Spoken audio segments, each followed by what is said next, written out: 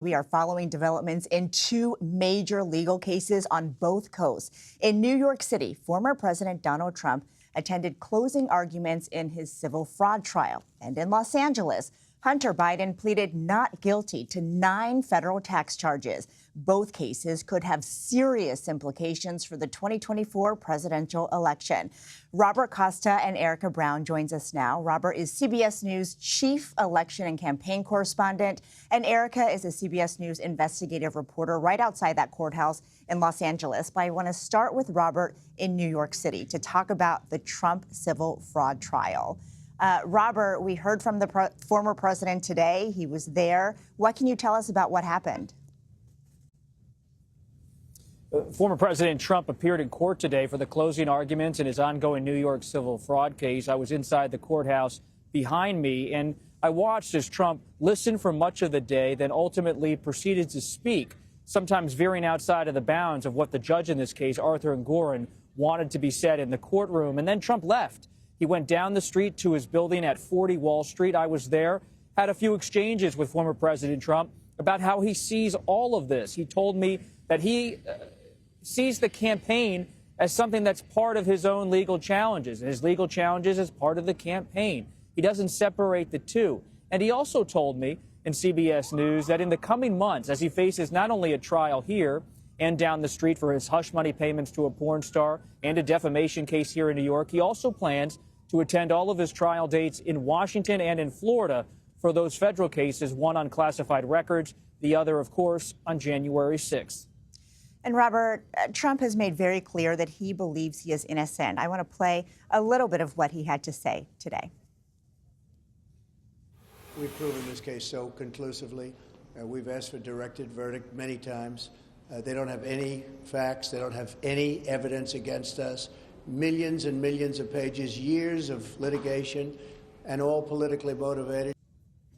Of course, Robert, that's not up to him whether to decide whether he's innocent or not. So can you talk to us about what's at stake in this case for President Trump if he is found guilty? If he is, well, this is not a criminal case, so it's not about being found guilty at this point. He's already been found liable for fraud. The judge in this case, Arthur Engoron, has said that he believes and has concluded legally that Trump, his 2 sons, and his businesses have defrauded banks and companies with the valuation of their properties over recent decades. And because of that, he's already concluded Trump will be liable for some penalty. What this civil fraud trial is all about, and these closing arguments are all about, is what's the scope of the penalty going to be? And for now, it could be a pretty severe penalty from the judge in this case. He could decide, as he has signaled he might possibly do, ban Trump from doing business in New York, which would be quite a position for him to take. The Trump organization goes back decades, going back to Trump's father, Fred Trump, who built all those apartments in the outer boroughs, ultimately the buildings here in Manhattan by his son, Donald Trump. And for Trump to not be able to build in Manhattan, build in Brooklyn or the Bronx anymore would be such a difference for Trump, something he hasn't ever really had to deal with as a businessman, even though he has faced enormous legal headaches before. And he could have a penalty of about $200 to $300 million leveled against him and his company should the judge decide to move in that direction.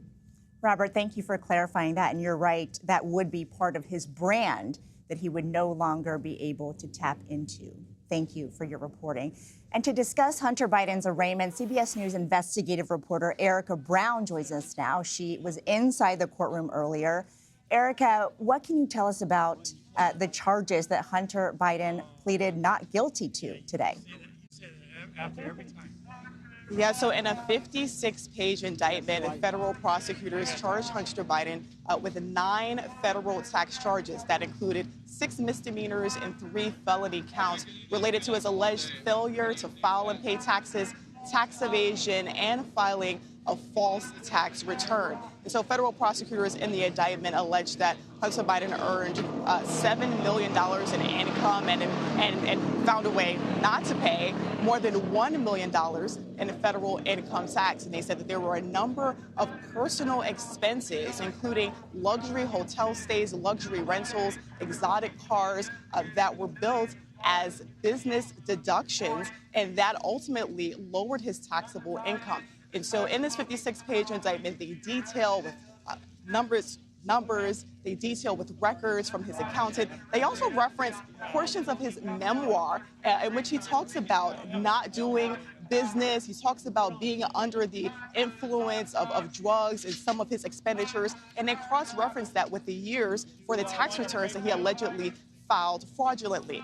And so he's facing these 9 federal tax counts. If convicted, he could face up to 17 years in prison. So, Erica, what is the strategy here then for his defense? Because 17 years is a long time that he could face as a maximum punishment. That's right. And to kind of get a clue as to where the defense might go with this, we can take a look at what's happening in the District of Delaware, where Hunter Biden is currently facing 3 felony gun charges. He pleaded not guilty to those charges in October. And his defense attorneys filed a motion to dismiss, saying that a plea agreement that ultimately unraveled in court last summer was still legally binding. Now, that a plea agreement included 2 misdemeanor tax charges and also gun charges, and they said that that's legally binding. And so we may see a similar filing here in California. The outcome will be different. We're in 2 different jurisdictions, but just to give us a clue as to what their legal strategy is, they may point to that plea agreement that ultimately unraveled that they claim is still legally binding. Well, in that plea agreement, Erica Brown, the charges for the guns and the taxes were all lumped together in a deal that ultimately fell apart. But I wonder now whether these 2 separate cases could have any impact on each other. Yeah, well, we're waiting to see what happens. I think when we look at how the deal unraveled, one of the things that the judge who did not ultimately accept that plea pointed to was whether or not this agreement would shield Hunter Biden from any future charges, would shield him from any jail time. And federal prosecutors and Hunter Biden's attorneys could not agree, and so that federal judge did not accept it. And so they're in 2 very separate jurisdictions. That plea agreement only included 2 misdemeanor tax charges. Here in the Central District of California, he's facing 9 tax charges, 6 misdemeanors, and 3 felonies. So it'll be interesting to see how his defense attorney, if they do use that argument that the plea agreement is still valid, how they then account for the 7 other charges that he's currently facing. And Erica, since we were not able to be inside and you were, tell us a little bit about Hunter Biden's demeanor today. What did you see on his face? So Hunter Biden appeared very relaxed and calm. He was speaking to his attorneys frequently before the hearing was underway. During the hearing, he was attentive. He was taking notes. When the district judge, Mark Scarsi, asked him if he was aware of his rights, he said yes. When he asked him if he was aware of the charges against him, he said yes. When asked to enter his plea, Hunter Biden stood up and said not guilty. So from my perspective, he appeared confident. He appeared calm, frequently conversing with his attorneys. We even saw him smile a couple of times in speaking with his attorney. And so he did not seem flustered at all. Obviously, we don't know what's going on in his mind. But on the outward, he appeared to be calm and in control. Erica Brown, thank you for all of your reporting today.